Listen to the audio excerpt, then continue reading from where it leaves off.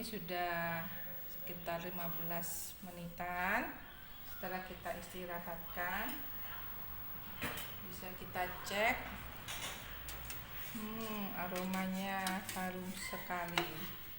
Nah, ini bisa kita tiriskan, nggak apa-apa. Ini kita pisahkan daun-daunnya ya. Panas. Panas sekali.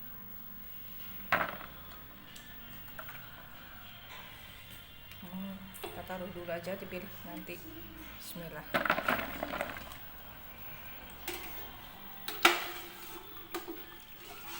Matang sempurna. Biasanya kalau ada yang kurang matang, tengahnya kan ada kayak berbintik-bintik, itu tandanya masih kurang matang. Kalau ini sudah matang sempurna, warnanya sudah merata. Ini ada kurang baik.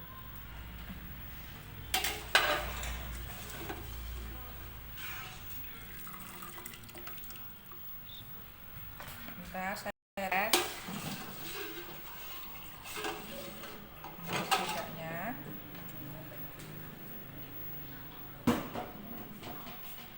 Kita pilih-pilih dulu.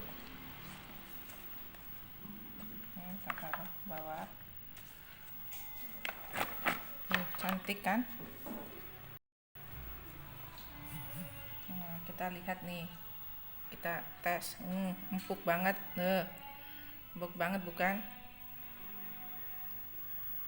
Saya coba lagi. Nah, penampakannya matang dengan sempurna.